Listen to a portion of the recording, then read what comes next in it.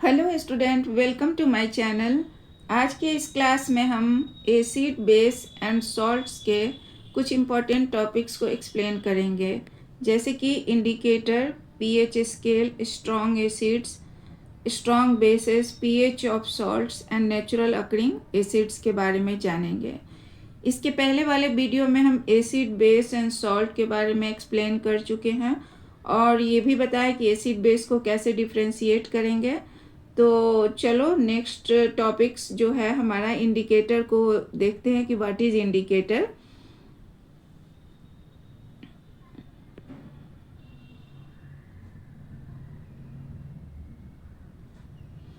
अब इंडिकेटर को हम एसिड बेस इंडिकेटर भी कहते हैं।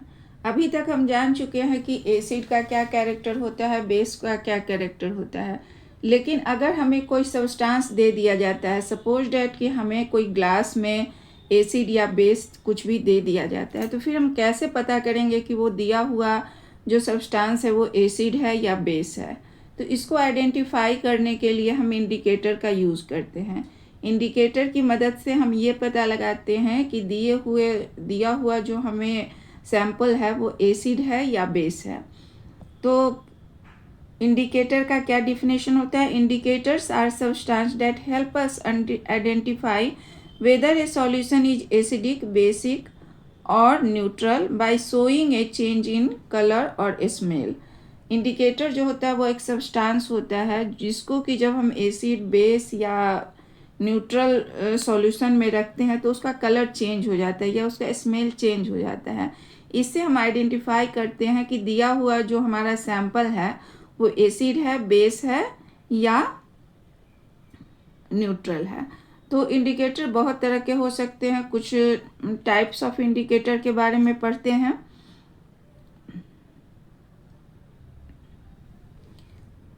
नेचुरल इंडिकेटर, कुछ इंडिकेटर नेचुरल भी होते हैं जो कि हमें नेचर से प्राप्त होते हैं, प्लांट से प्राप्त होते हैं। These are obtained from natural source like plants. Plant से प्राप्त होते हैं। कौन सा इंडिकेटर है जो हमें प्लांट से प्राप्त होता है? तो पहला है लिटमस, जो कि लीचेंस प्लांट से हमें मिलता है। तो इसका ये हमको इस तरह से आइडेंटिफाई करता है कि अगर हम इसको एसिड में डालते हैं तो ये ब्लू से रेड हो जाता है। इसको हम याद करेंगे बीआर के रूप में।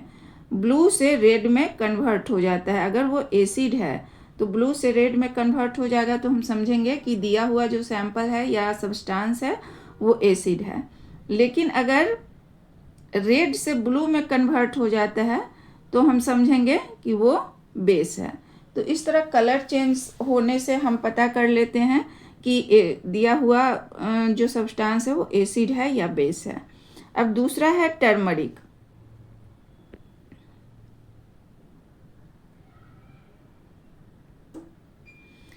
दूसरा जो हमारा इंडिकेटर है वो टर्मरिक है, जो कि जनरली हम घर में यूज़ करते हैं। हल्दी है, इसकी मदद से भी हम एसिड और बेस को आइडेंटिफाई कर पाते हैं।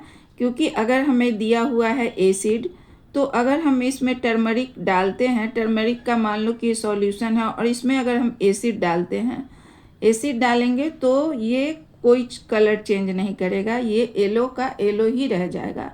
लेकिन अगर इसमें हम बेस डालते हैं तो ये इसका कलर रेडिश ब्राउन हो जाता है। इसका हम एक्सपेरिमेंट कर सकते हैं कि मान लो एक ग्लास में हम वाटर में टर्मरिक को मिक्स करते हैं और उसमें अगर हम कुछ सिट्रिक एसिड डालते हैं, जैसे नींबू का रस डालते हैं, तो फिर हम आइडेंटिफाई करते हैं कि उसका कलर कुछ चेंज नहीं करता, येलो ही रहता है। लेकिन अगर जैसे डिटर्जेंट जो हम अपने घर में यूज़ करते हैं वो बेस होता है, अगर उसको हम इसमें डालते हैं तो ये इसका कलर रेडिश ब्राउन हो जाता है। तो इससे हम समझते हैं कि वो बेसिक है नेचर में। तो इस तरह से एक घर का ही एक्सपेरिमेंट करके हम देख सकते हैं कि किस तरह से इंडिकेटर जो है हमारा बताता है कि यह दिया हुआ जो सब्सटेंस है वो एसिड है या बेस है। अब दूसरे तरह का इंडिकेटर जो होता है वो सिंथेटिक इंडिकेटर होता है, जो मैन मेड होता है। कौन कौन सा इंडिकेटर है जो मैन मेड है, जो कि हमें अपने क्लास में पढ़ना है? पहला है फिनोफ्थिलीन, जो एसिड में कलरलेस हो जाता है, लेकिन बेस अगर सॉल्यूशन है तो उसमें उसका कलर पिंक हो जाता है। इसी तरह दूसरा है मिथाइल ऑरेंज, एसिड में इसका कलर रेड हो जाता है और बेस में इसका कलर येलो हो जाता है। और एक है ऑल्फैक्टरी इंडिकेटर। इसका है कि स्मेल के द्वारा हम जानते हैं कि दिया हुआ जो सब्सटेंस है वो एसिड है या बेस है।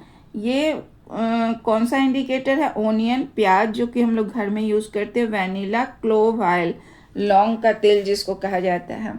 इसको जब हम डालते हैं तो उसके स्मेल में चेंज आ जाता है। तो स्मेल के चेंज से भी हम पता कर पाते हैं कि दिया हुआ सब्सटेंस एसिड है या बेस है। तो चलो इसको समराइज करते हैं।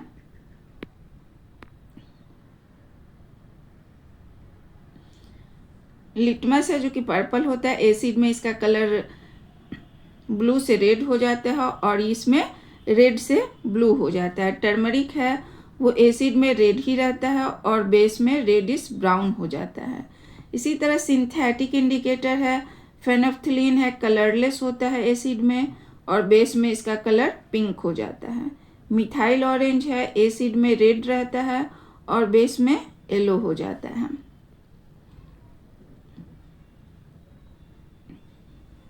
ऑल्फैक्टरी इंडिकेटर से ओनियन है जो कि अगर एसिड है तो उसके स्मेल में कोई चेंज नहीं आता, वो ऐसे ही रहता है।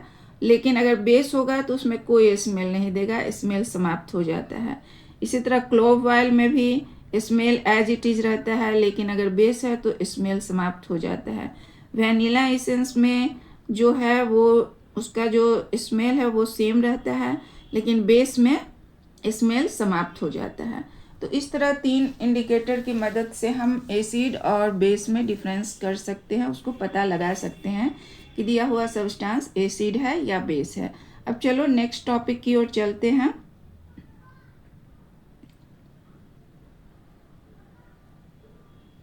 हमारा नेक्स्ट टॉपिक जो है universal indicator and pH scale है। अभी तक तो हम जान चुके हैं कि एसिड क्या होता है, बेस क्या होता है। फिर बाद में हमने उसको आइडेंटिफाई भी कर लिया कि एसिड कैसे पता लगाएंगे कि वो एसिड है या बेस है। मान लो कि 2 ग्लास है, 2 ग्लास है और इसमें कुछ ए सब्सटेंस है और बी सब्सटेंस है। तो हम पता लगा सकते हैं कि इसमें एसिड है और इसमें बेस है। सपोज डैट कि हम पता लगा सकते हैं इंडिकेटर की मदद से कि ये एसिड है और ये बेस है। लेकिन अगर सपोज डैट ऐसा समझो कि अगर दोनों में एसिड ही है, मान लो इसमें ए और बी है, दोनों अगर एसिड ही है,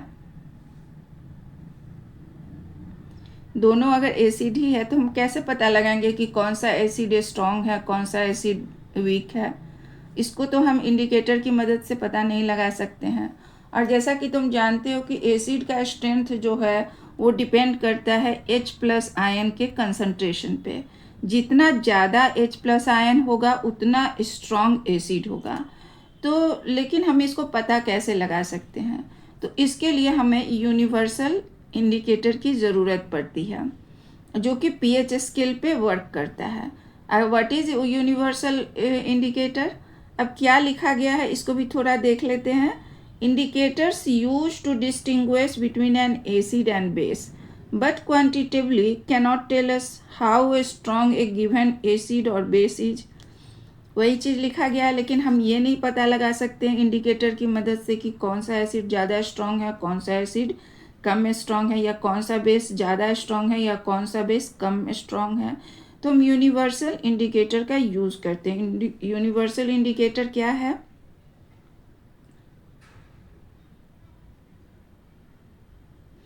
universal we can do this using universal indicator which is a mixture of several indicator। Universal indicator जो होता है उसमें बहुत सारे इंडिकेटर को मिक्स करके उसको बताया गया है। The universal indicator show different colour at different concentration of hydrogen ion in A solution. जब उसको हम डालते हैं किसी सॉल्यूशन में तो डिफरेंट कलर शो करता है। मान लो कि यहाँ पे अगर शो कर रहा है तो हम सोचेंगे क्या कि ग्रीन अगर शो कर रहा है तो उसका H+ आयन का कॉन्सेंट्रेशन क्या होगा वो हम पता कर सकते हैं। यदि येलो है तो हम H+ आयन का क्या कंसंट्रेशन है वो पता कर सकते हैं। लेकिन हम H प्लस आयन का कंसंट्रेशन पता कर लेंगे, लेकिन फिर उसको मेज़र कैसे करेंगे? तो मेज़र हम pH स्केल के थ्रू करते हैं, जो 0 to 14 होता है, जिसका यहाँ से यहाँ तक का जो रेंज है वो 0 to 14 होता है। उससे हम H प्लस आयन के कंसंट्रेशन को मेज़र करते हैं।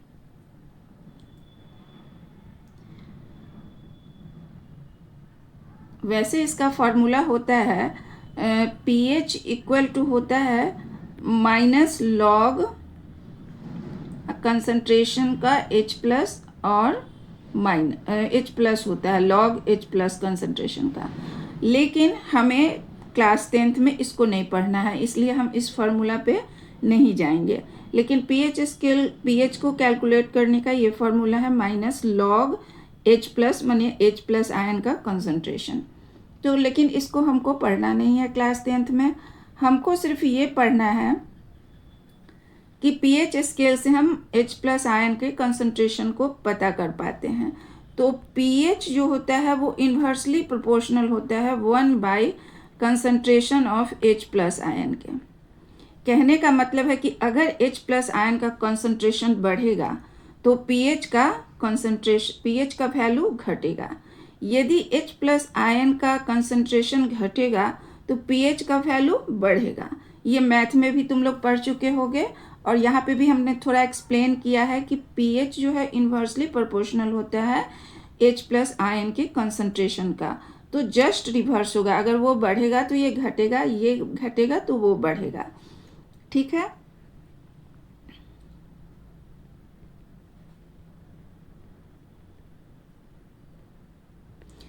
तो जब pH की वैल्यू अगर 7 होगी तो हम समझ जाएंगे कि वो सॉल्यूशन न्यूट्रल है। अगर जैसे जैसे pH की वैल्यू घटेगी इधर की ओर, जैसे जैसे घटती है 7 से 6 आएगा, 6 से 5, 5 से 4 घटेगा, that means H plus ion का कंसंट्रेशन बढ़ रहा है। अगर कंसंट्रेशन बढ़ेगा तो नेचुरली है कि स्ट्रॉन्ग एसिड जो है वो स्ट्रॉन्ग होगा, क्योंकि जितना ज़्यादा H प्लस आयन का कंसंट्रेशन होगा उतना ही स्ट्रॉन्ग एसिड होगा। तो इसलिए pH अगर लेस देन 7 होगा तो वो एसिड होगा, अगर मोर देन 7 होगा तो वो बेसिक होगा। जैसे कि pH अगर बढ़ रहा है, that means H plus ion का कंसंट्रेशन घट रहा है। तो H प्लस आयन का कंसंट्रेशन घटेगा तो क्या होगा, एसिडिक स्ट्रेंथ जो है डिक्रीज करेगा।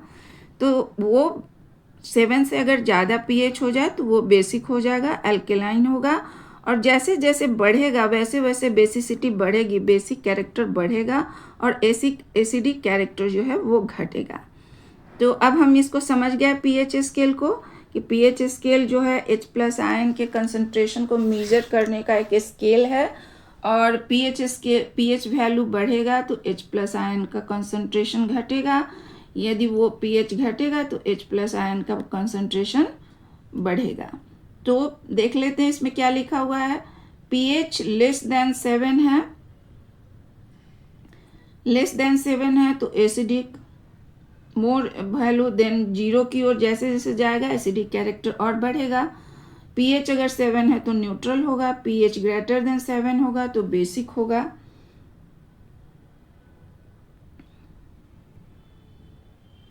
अब pH स्केल को देखते हैं कि pH स्केल क्या कहता है। pH स्केल यही कह रहा है कि decrease in H plus ion concentration, जैसे जैसे हम 14 की ओर बढ़ते हैं तो जैसे जैसे हमारा pH का वैल्यू बढ़ता है तो H प्लस आयन का कंसंट्रेशन डिक्रीज करता है, और डिक्रीज करने से बेसिक नेचर जो है वो इंक्रीज करता है, और एसिडिक कैरेक्टर जो है वो डिक्रीज करता है। जस्ट इधर है कि जैसे जैसे मेरा pH का वैल्यू घटता है हमारा H प्लस आयन का कंसंट्रेशन बढ़ता है, और इस तरह एसिडिक कैरेक्टर बढ़ता चला जाता है। तो शॉर्ट में बस हमको इतना ही याद रखना है कि pH is inversely proportional to 1 by H plus concentration. अगर इसको हम अपने माइंड में रखेंगे तो कोई भी क्वेश्चन बनाना हमारे लिए काफ़ी आसान होगा, क्योंकि ये बढ़ेगा तो ये घटेगा, ये घटेगा तो ये बढ़ेगा, जस्ट रिवर्स होगा। अब इसको देख लेते हैं लैंग्वेज में। pH बराबर H प्लस एक्वस कंसंट्रेशन, या उसको हाइड्रोनियम आयन के रूप में भी लिख सकते हैं। pH का मतलब होता है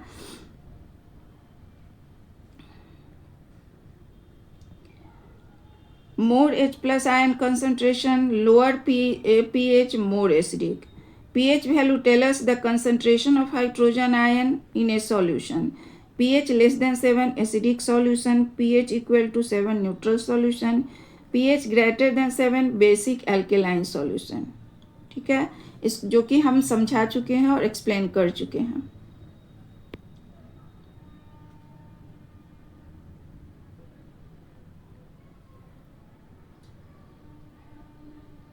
अब हम देखते हैं कि पीएच का हमारे जीवन में क्या महत्व है. Importance of pH in everyday life. First है पीएच इन आवर बॉडी. अगर हमारे बॉडी का पीएच बढ़ जाए या घट जाए तो हमें कोई ना कोई डिजीज हो जाता है या हम नॉर्मल लाइफ लीड नहीं कर सकते हैं. Generally our body works properly only within a narrow pH range, जैसे 7 से लेकर के 7.8 होना चाहिए. लेकिन अगर जैसे ही इससे ज़्यादा नीचे हो जाएगा नेचुरली कि हमारा बॉडी एसिडिक हो जाएगा, और एसिडिक हो जाएगा तो हम अपना नॉर्मल वर्क नहीं कर सकते हैं. इसलिए हमारे बॉडी का पीएच हमेशा मेंटेन होना चाहिए. Our body works properly within a narrow pH range about 7.4 for blood. If the pH changes too much, it can be harmful or even life threatening. अगर वो चेंज कर जाता है, बहुत ज़्यादा हो जाता है, बहुत कम हो जाता है, तो ये हमारे लिए प्रॉब्लम क्रिएट कर सकता है.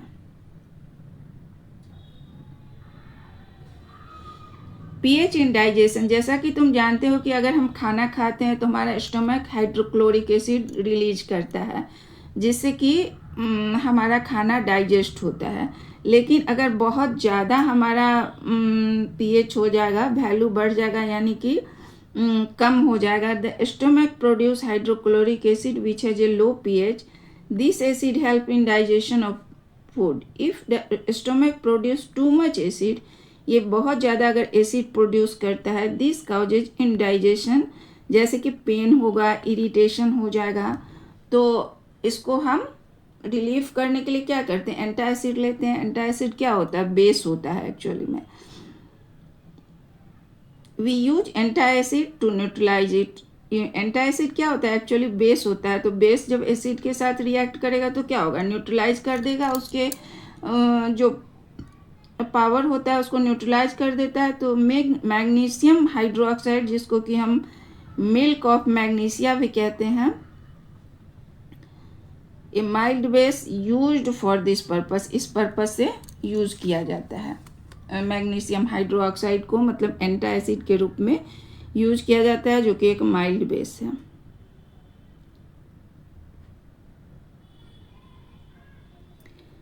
पीएच इन टूथ डीके.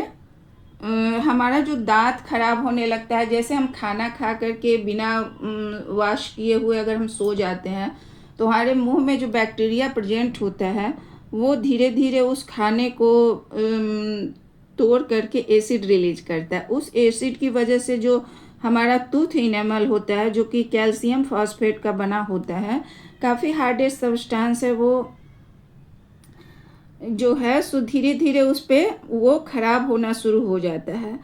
तो इस वजह से जो हम ब्रश करते हैं, जो हम पेस्ट यूज़ करते हैं, वो एक्चुअली में बेसिक होता है.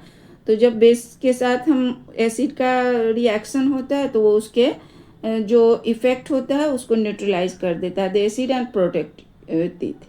When the pH in the mouth fall below 5.5 से अगर नीचे चला जाता है पीएच, यानी कि बहुत एसिडिक हो जाता है हमारा मतलब माउथ जो है, बहुत ज़्यादा उसमें एसिड हो जाता है, तो tooth enamel start to decay. Tooth enamel जो कि कैल्शियम फास्फेट से बना होता है, बहुत हार्डेस्ट सब्सटेंस होता है, वो धीरे धीरे ख़राब होना शुरू होता है. It corroded when the pH in the mouth is below 5.5. अगर 5.5 से नीचे चला जाता है हमारा पीएच तो कोरोडेड होना शुरू हो जाता है. और उसको हम दूर तब करते हैं जब टूथपेस्ट का यूज करते हैं, क्योंकि वो बेसिक नेचर का होता है.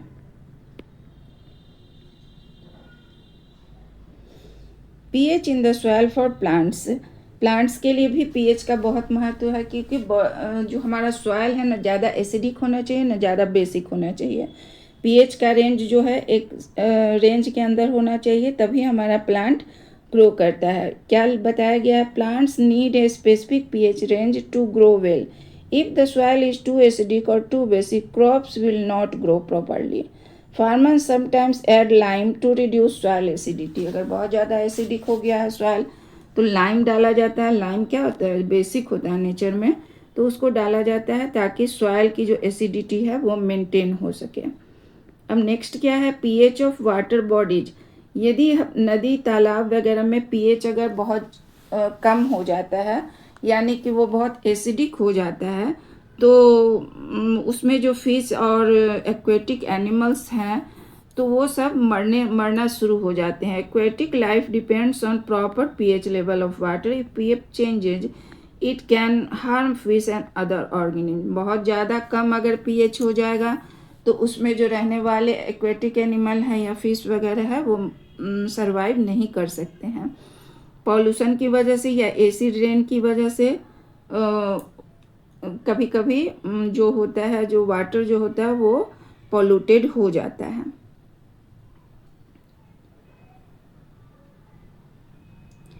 Six have pH in daily product. Many product like soap, shampoo and cleaners are made with a specific pH to be safe for you. जितने भी सॉप और शैम्पू और क्लीनर वगैरह हम लोग यूज़ करते हैं उसके pH को मेंटेन किया जाता है ताकि उसको हमको यूज़ करने में कोई हार्मफुल इफ़ेक्ट ना हो। 7 है pH इन एसिड रेन। अगर pH 5.6 से कम हो जाएगा यानी मोर एसिडिक हो जाएगा अगर वाटर जो है रेन का, तो उसको हम एसिड रेन कहेंगे, जो कि can damage plants, building and aquatic animal को डैमेज कर सकता है। 8 है self defence by animals and plant. Self defence भी करता है पीएच के वजह से animals and plant. Bee sting leaves and acid which causes pain और इरिटेशन। जब कोई भी हमें मधुमक्खी वगैरह काटता है तो क्या होता है? हमको बहुत पेन होने लगता है, इरिटेशन होने लगता है। एक्चुअली वो हमारे शरीर में एसिड छोड़ देता है जिसकी वजह से हमें प्रॉब्लम होता है। तो उसको रिलीफ करने के लिए हम माइल्ड एसिड जैसे बेकिंग सोडा का यूज़ करते हैं जो बेसिक नेचर का होता है। Sting hair of nettle leaves. Nettle एक जंगली पौधा होता है, उसका जो उस पर जो छोटे छोटे हेयर होते हैं। इंजेक्ट मिथेनोइक एसिड जिसको फॉर्मिक एसिड भी कहते हैं, उसका फार्मूला होता है HCOOH। उसकी वजह से हमें पेन वगैरह होता है और जलन महसूस होती है अपने त्वचा में। तो इस तरह हम देखते हैं कि पीएच हमारे लाइफ में, हमारे जीवन में कितना ज़्यादा इफ़ेक्ट डालता है। इसलिए पीएच हमारा अगर बहुत ज़्यादा कम हो जाता है तो वो बहुत एसिडिक हो जाता है और एसिडिक हो जाने की वजह से हमारे लाइफ स्टाइल पे इसका बहुत ज़्यादा असर पड़ता है। अब चलो नेक्स्ट टॉपिक की ओर बढ़ते हैं। हमें पता होना चाहिए कि कौन सा स्ट्रॉन्ग एसिड है। जो कॉमन स्ट्रॉन्ग एसिड है उसके बारे में हमें पता होना चाहिए। जैसे सल्फ्यूरिक एसिड काफ़ी स्ट्रॉन्ग एसिड है, हाइड्रोक्लोरिक एसिड और नाइट्रिक एसिड, ये तीनों जो है वो स्ट्रॉन्ग एसिड है। फिर वीक एसिड के बारे में देख लेते हैं कि वीक एसिड कौन कौन सा है। Acetic acid and carbonic acid जो है वीक एसिड है। स्ट्रॉन्ग बेस कौन कौन सा है? NaOH, KOH।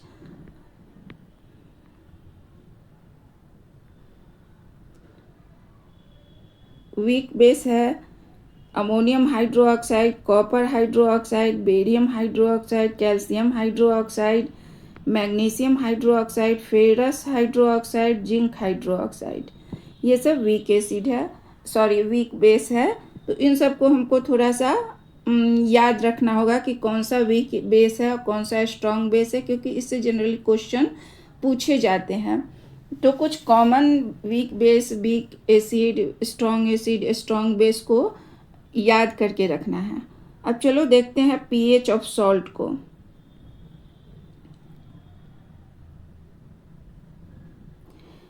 अब ये सॉल्ट है, मान लो CaSO4 है, तो हमको पता कैसे चलेगा कि इसमें एसिड कौन सा है, बेस कौन सा है? ये हम पिछले वाले वीडियो में भी बता चुके हैं, फिर भी हम यहाँ पे इसको एक्सप्लेन करेंगे।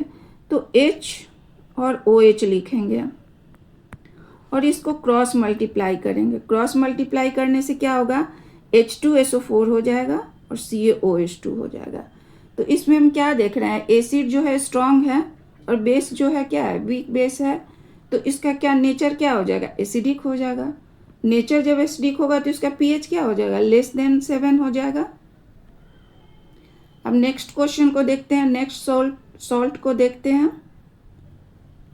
K2SO4 है, फिर हम लिखेंगे HOH, फिर क्रॉस करेंगे, फिर हम देखते हैं कि एसिड H2SO4 है और बेस जो है वो KOH है। तो बेस भी स्ट्रांग है और एसिड भी स्ट्रांग है। तो क्या होगा, स्ट्रांग एसिड और स्ट्रांग बेस मिलते हैं तो क्या बनते हैं, न्यूट्रल सॉल्ट बनता है। तो ये सॉल्ट जो है वो न्यूट्रल है, तो इसका पीएच क्या हो जाएगा, 7 हो जाएगा। इसी तरह फिर हम नेक्स्ट KNO3 को देखते हैं। H है और OH है, तो इसको क्रॉस करते हैं तो क्या होगा, HNO3 एसिड हो गया और KOH हमारा बेस हो गया। तो स्ट्रॉन्ग एसिड और स्ट्रॉन्ग बेस मिलता है तो न्यूट्रल सॉल्ट बनाता है। तो न्यूट्रल सॉल्ट का पीएच क्या हो जाएगा, 7 हो जाएगा।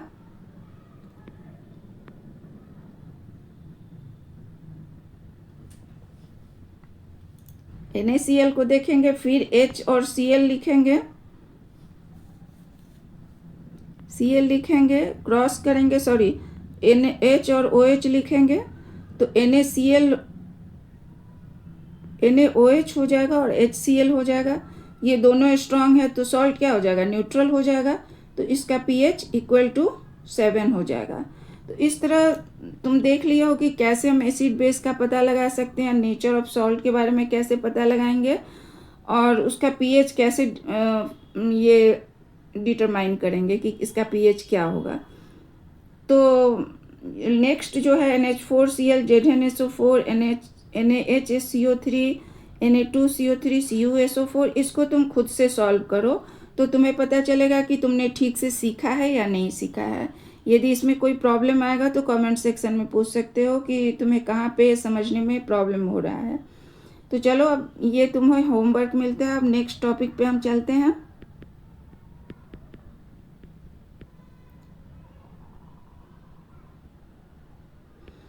नेक्स्ट है हमारा नेचुरल अकरिंग एसिड।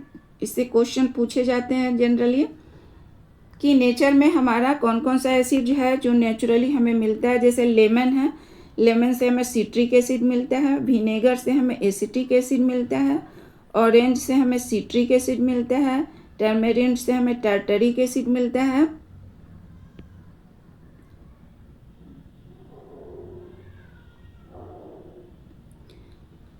ऑरेंज से हमें सिट्रिक एसिड मिलता है और टोमेटो से हमें ऑक्जेलिक एसिड मिलता है। सोअर मिल्क कर्ड में लैक्टिक एसिड होता है। एंट स्टिंग से मिथेनोइक एसिड मिलता है और नेटल स्टिंग से भी मिथेनोइक एसिड मिलता है। तो इसको बस जस्ट याद कर लेना है कि कौन से नेचुरल जो चीज़ है उससे हमें कौन सा एसिड हमें प्राप्त होता है। इसको बस हमको याद कर लेना है ताकि जब हमें एग्ज़ाम में पूछा जाए तो हम उसको लिख सकें। इसमें कुछ समझने वाली बात नहीं, इसको बस याद कर लेना है।